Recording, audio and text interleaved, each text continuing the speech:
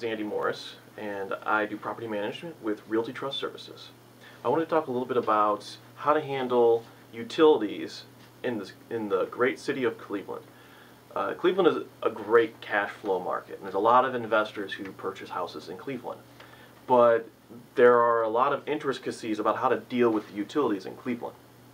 Now, in single-family houses, it's standard for tenants to pay all their own utilities, and that's expected, and they understand that. However, there's a big difference between the public utilities and then the Cleveland utilities. So for gas and electric, those are both public. I mean, those are both private. I mean, they're not city utilities, and so they can be put into the tenant's name pretty easily, and there's no issues because once they're in the tenant's name, the landlord is not really responsible. However, with with water and sewer, that's a very different issue because Cleveland water and the sewer that goes along with it and the water bill is something that even if you put it in the tenant's name, it's ultimately the owner's responsibility. And if the tenant doesn't pay, it's actually going to get stuck on your property tax, and you will be forced to pay, or they'll actually years later will end up they could actually foreclose on your house for non-payment of utilities. So it ends up being quite tricky when you're dealing with the actual the water and sewer on your house. So as far as how we deal with them, there's a few different ways. We work with owners to deal with that water sewer bill. So in Cleveland, if you're doing Cleveland water, the bill only comes out every 90 days, which for a lot of the tenants is really difficult for them to even pay anyways. They end up getting behind because they maybe aren't great cash managers. So when that bill comes out every 90 days, it's just too much. They didn't have an extra $300 to $500 that month when it came in.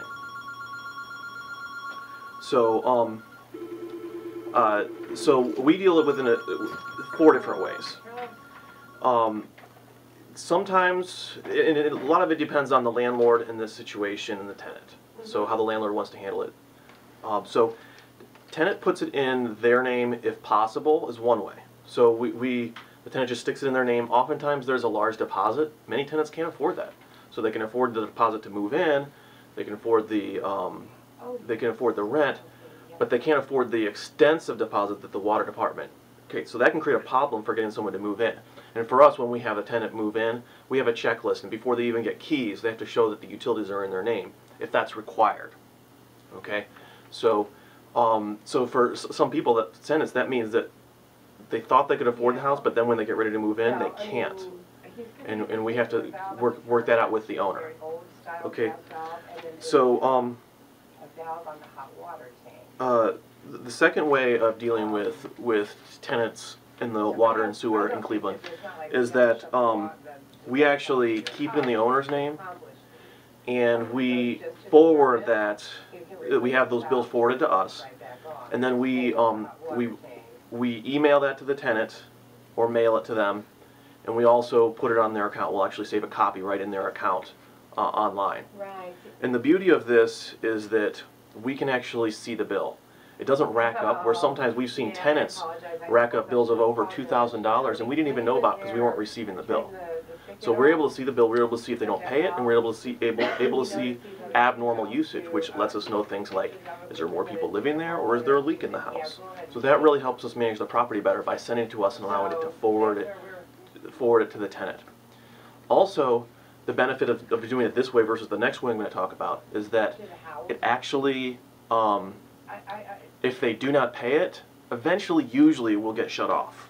Okay, we've seen it go up pretty high, but sometimes like into the thousands.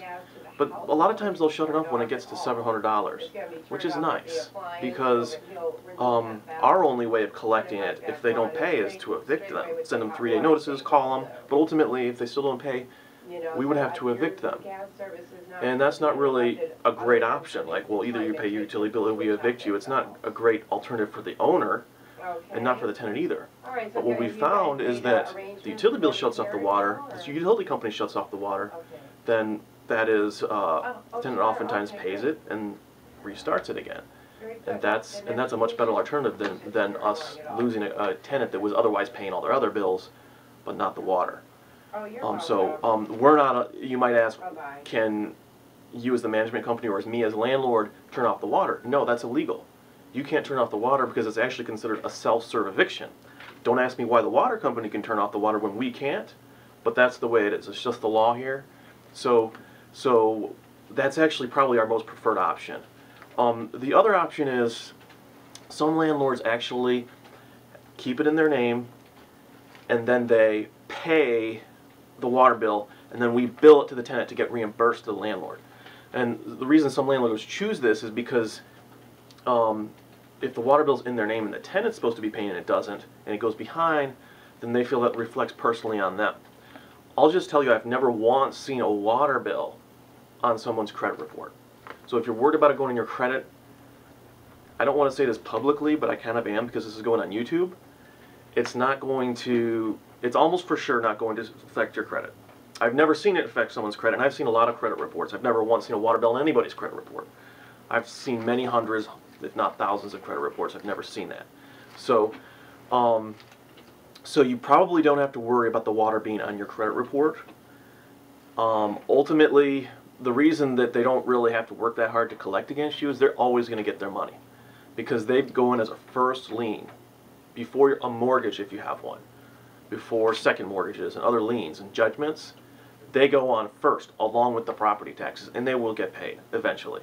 So they really don't worry about it. If you don't pay, they'll get their money eventually, unless it's just a really crazy situation where the house is worth zero or it's a toxic waste dump and it won't sell for anything in a foreclosure sale. They will get their money from you. So that's why you don't really have to worry about it going to your personal credit. But anyway, some landlords do choose to keep it in their name. They choose to have us pay the bill out of rent and then bill to the tenant on their ledger, and it shows up as an extra charge on their online account through our rental management software, and then we collect it just like we're collecting the rent. Okay? Again, but if they don't pay it, you've already paid it, you're out the money. That can start to accrue, and again, you're at the problem of having to, do I want to evict this person because they didn't pay their water bill? That's really your only choice to get them to pay. So that's not really a good position to put yourself in, let alone, fronting money that should be paid by the tenants anyways. I think that people should avoid it. It complicates things. It's more difficult. You should make the tenant pay their own bill and pay it directly to the water company. And then another option is something called a budget. So in Cleveland, one of the issues is that, like I mentioned, the bills are usually come out every 90 days, and the water can really accrue really high in that period. So if you can, what we sometimes do is we can set the tenant up on a budget where they're paying every single month a certain amount, so an amount that we think would probably be about the typical family, that tenant size that's living in the property, what they would normally pay for water. Then what we can do is when we get the bill, we just look to see how much they paid and adjust their account. Just add an adjustment right into their account, plus or minus. So if they paid $100 a month, it's $300 they paid in the last 3 months. We just, and the bill came out and it was $250. We'll add a little credit in their account, and then the next month they pay $50 less, to account for that. And that way the tenant's happy. We're providing a service to them. We're helping make sure for the landlord that they're getting paid for this, and it ends up being a win-win. So that's one service we do offer to help make it easier. Now this has all been for single-family houses, how we deal with utilities. If it's not a single-family house, and utilities aren't divided, there's a whole different set of techniques for dealing with this, which I'll talk about in another video. All right, thanks for listening. Have a great day. Wish you a profitable landlording lifetime.